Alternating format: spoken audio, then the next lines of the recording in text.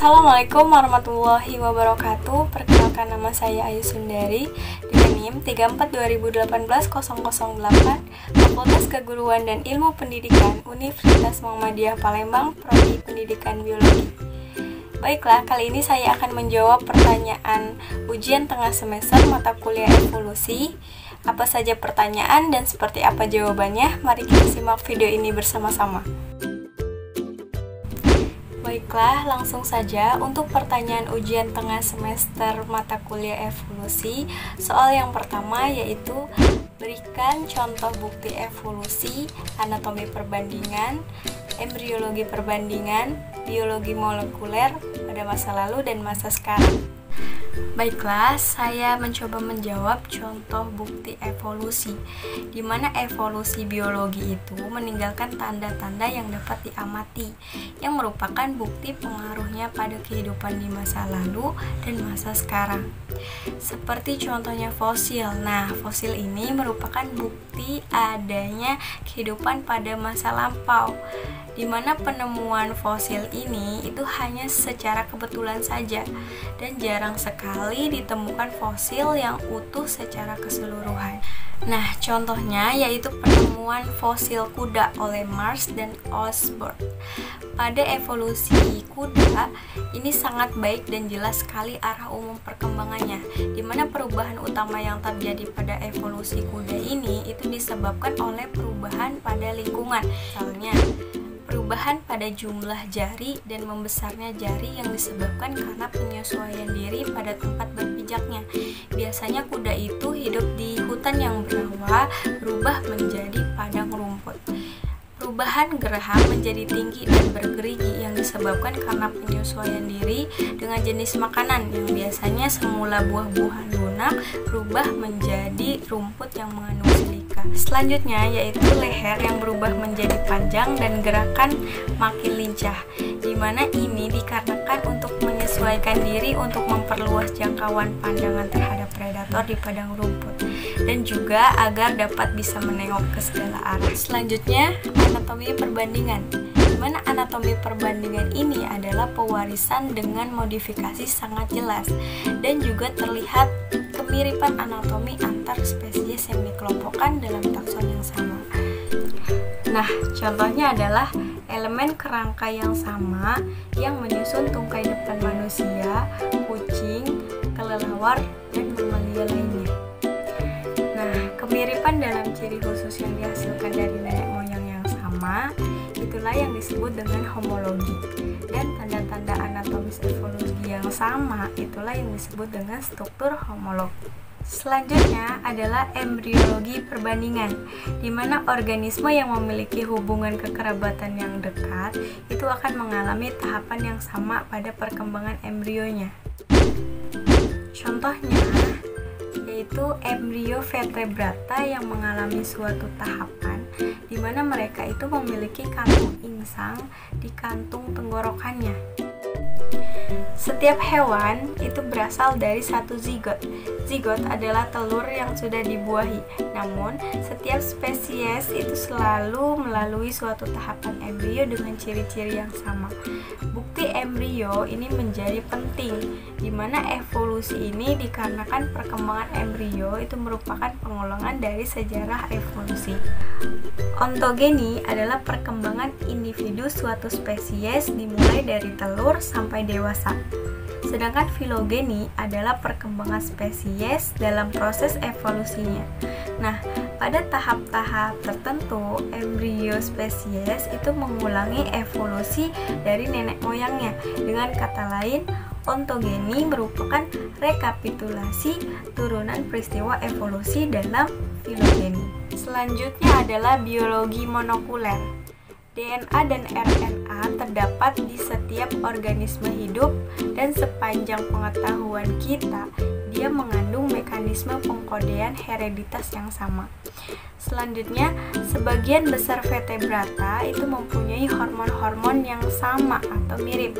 Nah, prokalaktin misalnya itu terdapat pada berbagai vertebrata seperti ikan, burung, dan mamalia.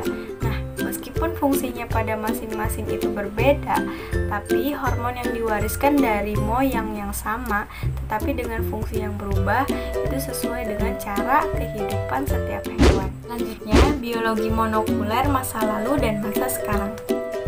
Biologi molekuler, dia memandang proses perkembangan organisme yang ada saat ini adalah merupakan hasil dari perkembangan makhluk hidup sebelumnya. Nah, genetika modern juga memberikan bukti kuat adanya evolusi, di mana semua makhluk hidup itu menggunakan kode genetik yang sama dalam mensintesis proteinnya. Nah, kode genetik yang sama dia menunjukkan bahwa semua makhluk hidup itu berevolusi dari satu organisme yang menggunakan kode genetik yang sama. Soal nomor kedua adalah berikan contoh genetik draft atau efek leher botol dan efek pendiri Indonesia. Baiklah, saya mencoba menjawab. Yang pertama, efek leher botol atau bottleneck effect.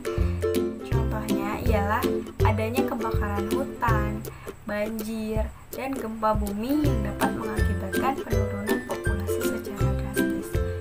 Akibatnya, individu-individu yang selamat itu tidak dapat mewakili variasi genetik yang pernah ada. Bahkan mungkin alelnya dengan sifat tertentu yang khas itu hilang sama sekali. Seperti namanya, efek bottleneck ini sudah disebabkan oleh intervensi manusia di alam. Ada beberapa contoh lain. Yang pertama yaitu anjing laut dan gajah utara. Sebagai hasil dari pemburuan aktif dan pemusnahan hewan-hewan pada abad ke-19, dari 150.000 itu hanya ada 20 individu saja yang tersisa. Kemudian yang kedua itu bison Eropa dan Amerika, di mana pada awal ke abad 20 hanya ada 12 bison Eropa dari 3.600 dan 750 spesies bison Amerika dari 370.000. Nah, yang ketiga itu ada penyu raksasa di Kepulauan Galapagos. Selanjutnya yang keempat itu ada pemburuan gajah di laut, yaitu di Laut California. Yang kedua yaitu efek pendiri atau founder effect. Misalnya yaitu di dalam suatu kelompok kecil individu, dia itu menempati habitat baru yang sangat terpencil yang tidak berpenghuni. Nah, di sana itu tidak akan mewakili keanekaragaman genetik dari populasi asal yang ditinggalkan. Keanekaragaman yang dibawa oleh kelompok kecil tersebut itu akan menentukan komposisi genetik populasi yang terbentuk, sehingga sering dikatakan bahwa pada daerah-daerah tersebut terdapat spesies-spesies yang akademik atau hanya terdapat di daerah tersebut saja. Selanjutnya, contoh efek pendiri. Jika populasi kecil memisahkan diri dari populasi yang lebih besar untuk bertujuan menjajah sebuah pulau, maka efek pendiri ini dapat terjadi jika beberapa penjajah adalah pembawa atau resesif homozigot. Prevalensi alel resesif itu bisa sangat dramatis pada populasi kecil versus populasi induk yang lebih besar. Sementara pergerakan populasi manusia itu dapat memberikan contoh efek pendiri. Efeknya tidak terbatas pada manusia. Ini dapat terjadi pada hewan atau tumbuhan juga setiap kali populasi kecil memisahkan diri dari populasi yang lebih besar. Selanjutnya, soal ketiga, yaitu berikan contoh mutasi yang Anda temui di kehidupan sehari-hari. Selanjutnya, saya akan mencoba menjawab nomor 3, di mana mutasi merupakan perubahan dalam susunan DNA suatu organisme. Perubahan susunan DNA yang terjadi pada gamet itu akan merubah gen pool populasi dan menggantikannya dengan alel yang telah mengalami mutasi.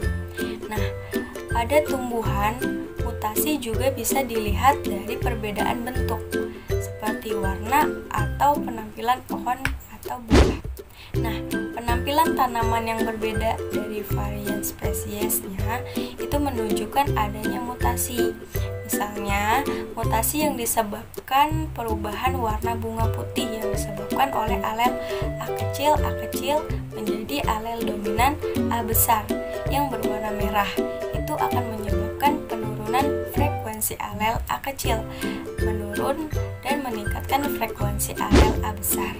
Nah, salah satu contoh mutasi yang dapat kita temukan dalam kehidupan sehari-hari itu adalah Down syndrome yang bisa terjadi pada manusia.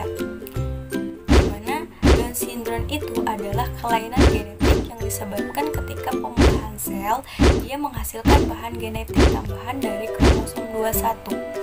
Down syndrome ini itu menyebabkan penampilan wajah yang khas, cacat intelektual, keterlambatan perkembangan, dan dapat terkait dengan tiroid atau penyakit jantung. Nah, Down syndrome ini itu telah dialami oleh lebih dari 150.000 kasus per tahun di Indonesia. Selanjutnya, nomor keempat, yaitu apa yang kalian ketahui tentang isolasi reproduksi, prezigot, dan postzigot. Berikan contohnya juga yang kalian temui di kehidupan sehari-hari atau bisa di manusia, hewan, atau tumbuhan. Baiklah, saya akan menjawab nomor 4, di mana saat ini memang ada beberapa teori dalam ilmu sains yang bisa membuat spesies baru dari spesies-spesies yang sudah ada atau telah punah. Hal ini yang dinamakan dengan spesiasi, di mana spesiasi inilah yang menjadi salah satu faktor terjadinya evolusi.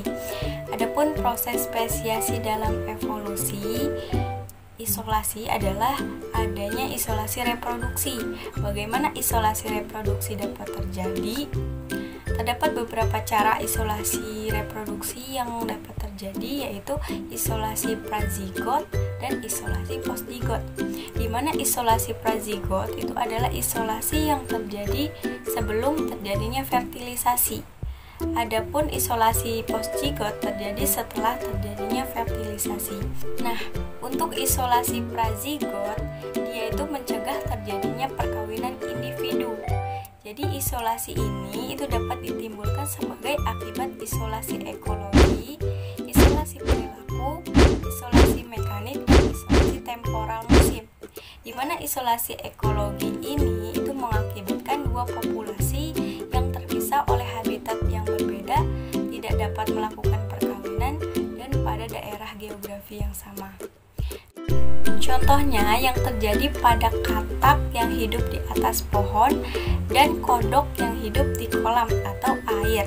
Jika dipertemukan, itu tidak akan terjadi perkawinan akibat isolasi ekologi yang telah berlangsung lama.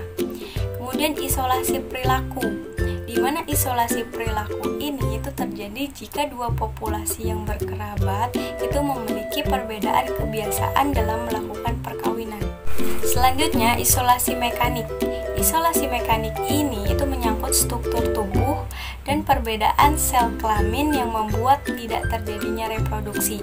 Contohnya yang terjadi pada bintang laut, landak laut, dan hewan echinodermata lain yang melakukan fertilisasi eksternal. Selanjutnya, isolasi temporal. Isolasi temporal ini terjadi akibat perbedaan waktu kematangan antara jantan dan betina. Hal ini menyebabkan fertilisasi itu tidak akan terjadi. Selanjutnya yaitu isolasi postzigot. Isolasi postzigot ini itu mencegah terjadinya perkembangan atau reproduksi individu yang telah dihasilkan. Isolasi ini itu dapat terjadi melalui invibilitas hibrid atau kematian hibrid, sterilitas hibrid, dan penurunan kualitas hibrid. Yang pertama ialah invibilitas dan sterilitas hibrid. Yang pertama, invibilitas dan sterilitas hibrid. Ketika dua individu dari spesies yang berbeda dapat melakukan perkawinan, individu hasil persilangan atau yang disebut dengan hibrid itu memang dapat terbentuk. Namun biasanya hibrid tersebut itu akan mati sebelum dapat melakukan reproduksi, atau hibrid yang dihasilkan itu akan mandul. Yang kedua yaitu penurunan kualitas hibrid. Terkadang generasi pertama dari perkawinan antar spesies itu dapat menghasilkan hibrid yang sehat dan fertil. Namun ketika sesama hibrid tersebut dikawinkan sesamanya atau dengan populasi induknya, itu akan dihasilkan keturunan yang lemah atau steril. Contohnya perkawinan antar spesies kapas, yaitu menghasilkan hibrid yang fertil. Akan tetapi keturunan generasi selanjutnya itu akan mati karena tumbuh menjadi tanaman yang sangat lemah.